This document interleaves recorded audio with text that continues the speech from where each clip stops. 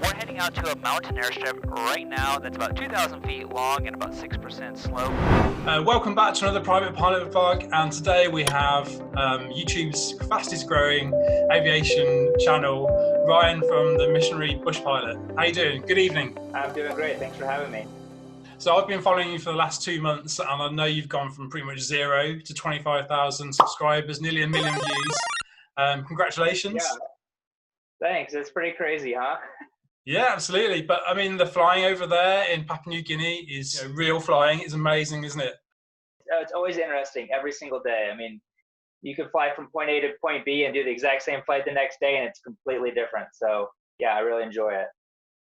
So if it's okay, I've got a series of questions that people want to know about you and what you do over in Papua New Guinea. So I'm just going to fire away if that's okay. Yeah, for sure. So how, first of all, going right back to the beginning, how did you get into aviation? What inspired you to get into aviation? I grew up as a kid here for just 4 years in Papua New Guinea. My parents were missionaries, and I think that was my very first introduction to aviation. We flew out to a couple of bush locations for Christmas just to visit some of our friends that actually worked out in these places. So I think even from like first grade on, I was like enamored by aviation and thought, oh man, that'd be so cool to do that someday. So I would say it's probably like late high school years is when I decided that this is the career choice to do. I have a lot of people that ask me like, oh, how long are you doing this? Are you just doing it for hour building? And I'm like, no, actually, this is what I actually want to do with my life, is actually be a missionary pilot here in Papua New Guinea. So it's a little bit different than probably what most people would think of as the type of flying that we do here, for sure. So explain a bit more about what the company actually does. I fly for a nonprofit organization called Ethnos360 Aviation, and really our whole purpose of being in here in Papua New Guinea is to assist tribal church planting missionaries. So we fly them their supplies. They translate the Bible. We do things like that for them. We also fly medical flights, and we fly just like community projects as well. Like I flew one just this past week, like a water project. So we do a lot of things, but our main focus is to help assist the tribal church planting missionaries that live in these places that I actually go to. Well, I actually got interested in bush flying when there was a series over here in the UK called The Worst Place to Be a Pilot. I don't know if you ever saw that. Yes, I have seen some of those shows before. I think they're on YouTube. Yeah, that's it. I think it's based around Susie Air, and it showed a bit of Papua New Guinea then, so which is really cool. Yes, it did, yes. What do you enjoy most about your job being a captain? I think I enjoy the single pilot aspect of it. I enjoy flying with other people, but at the same time, I really enjoy how I get to do everything, and I get to make all the decisions and kind of form my day how I want it to do it. I'm making the decisions on, maybe this isn't always the best thing, but I'm making decisions on whether I go left or right or through the weather or things like that.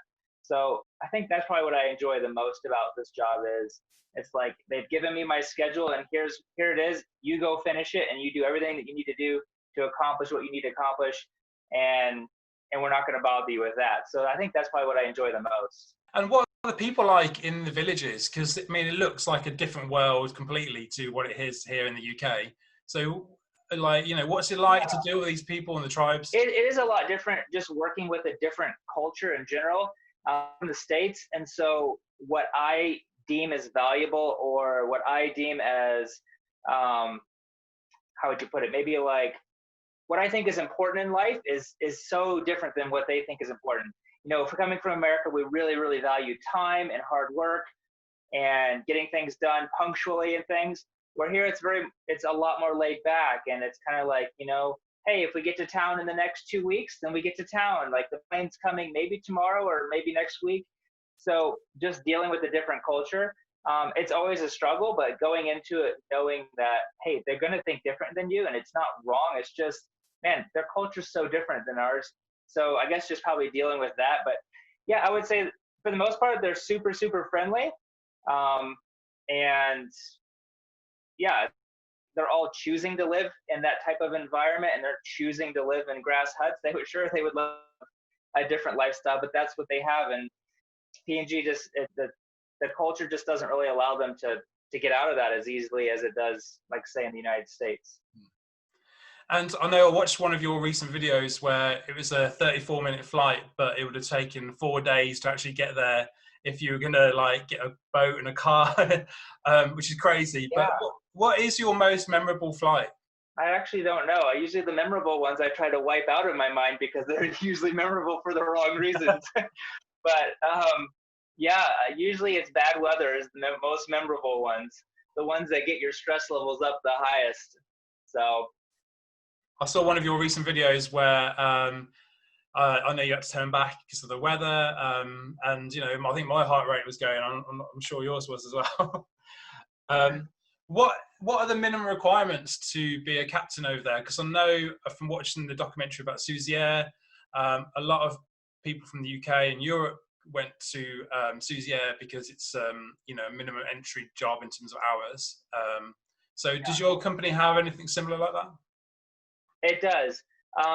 So when I joined, we had to have at least 300 hours of PIC time, and we had to have like our instrument rating, and we had to have our A&P mechanics license as well. Since I've joined, I don't think that they require the A&P part of it.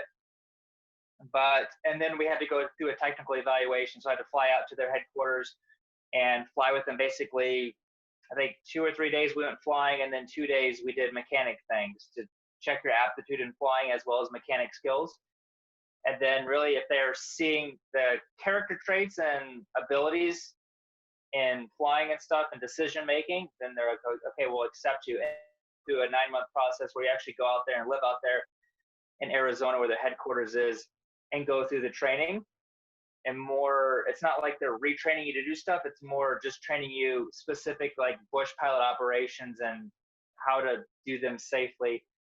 And for the most part, I would say it's basically what I've learned before, but it's just a little bit more specific on like your approaches, and touchdown and stuff is really what they really focus on out there. That leads me on to my next question, really, because someone's asked, what's the best way to get ahead of the aircraft? And I think this is probably especially important for you as a single pilot as well. I found for myself, the more time I have in whatever aircraft it is, the more comfortable I feel. So for myself, I really just try to, I see patterns. So whenever I am flying a new airplane, I really, really try to find the patterns of the airplane. Like I always know that like certain power settings are going to give me certain results. So I'm really big on that. Some people have comments are like, oh, you should just fly by feel.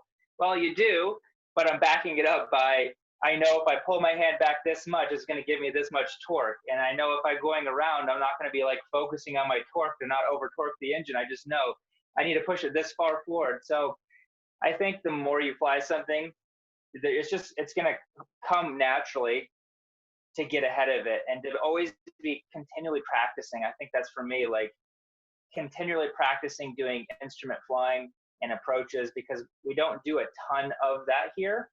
Typically we can wiggle our way around things, so we don't have to, and we don't have that many approaches, but I'm always jumping in the simulator to do that, so that when those times come and it's terrible weather and they're throwing you all around in the clouds, like you can stay focused because you're way ahead of the aircraft, not just like hanging on for dear life and trying and hoping it will work well, you know? And what's the most challenging airstrip that you've landed in Papua New Guinea? Then we have one called Asiana. I just got checked out in it about maybe, and I think its overall slope is 19%. So I think the touchdown is only like 12 or 13%.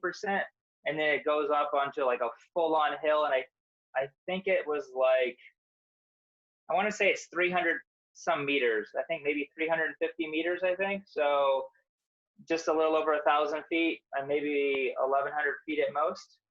So that one was pretty challenging. I just went and started to check out another place last week and had like my worst landing I've probably had in like 4 or 5 years there, just because I wasn't in the game. I didn't have my A game on that day. And it was another one that was maybe like 11 or 12% slope and fairly short.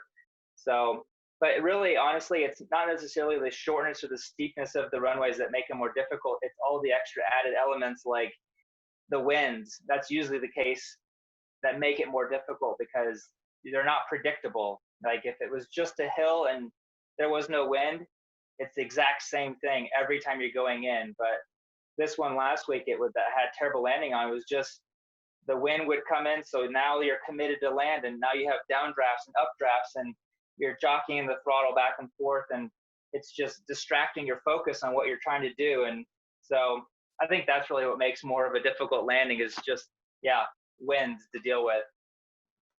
So I've mentioned to you before in the comments that the Kodiak looks like an awesome aircraft, and I've seen some of the speeds, like you rotate at 50 knots, which is less than what the Piper Cherokee that I flies rotates at. So tell us what you love about the Kodiak. Is that the only aircraft that you've flown, or your company flies, or are there other types that you fly as well?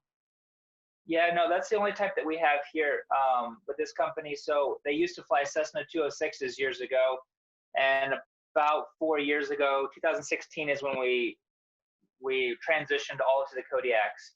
So one time we had 5 Cessnas, now we've got 3 Kodiaks, and they can carry twice as much as a Cessna 206. So I think if we take out all of our seats and we have maybe just minimum fuel for a half-hour flight or so, we can carry right around 1,100 kgs, which would be, I think, maybe like 2,400 pounds.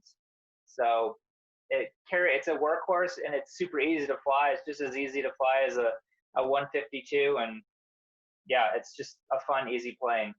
And what advice would you give to people that are watching this channel that were considering being about a bush pilot over in Papua New Guinea? What advice would you give them?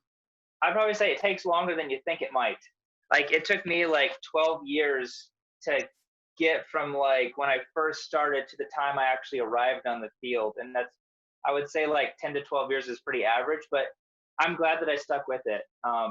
Very glad. I really, really enjoy it. There's been so many years in the previous that I was like, man, why am I even doing this? Like, do I actually want to continue down this road, or should I just like go do something else? But I'm glad that we are here. I really do enjoy what we do. It has purpose behind it, and I think that's what makes it more enjoyable rather than just having any other regular flying job.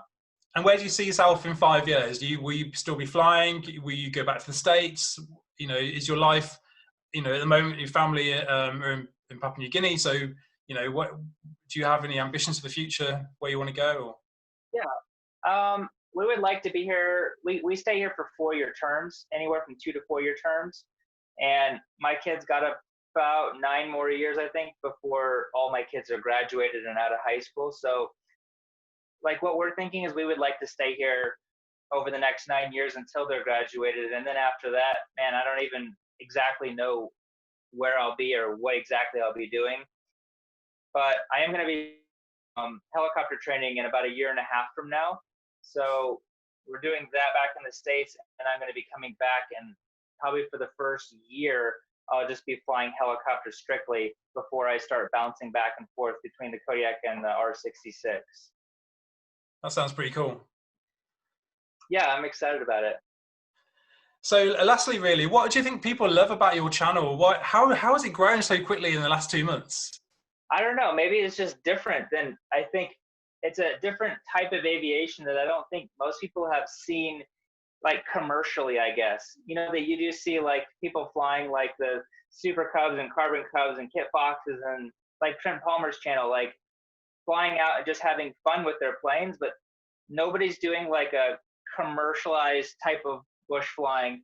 And I think it's intriguing to a lot of people. So yeah, I'm actually amazed that people are watching it, because I've thought about doing this for like the past 6 years, but I was like, man, nobody's going to watch this stuff. It's so boring. Like, no, who's going to be interested in it? And then I was like, oh, it's great. I'm just going to just start and see if maybe people are interested in it. And there has been a lot of interest. So yeah, it's exciting.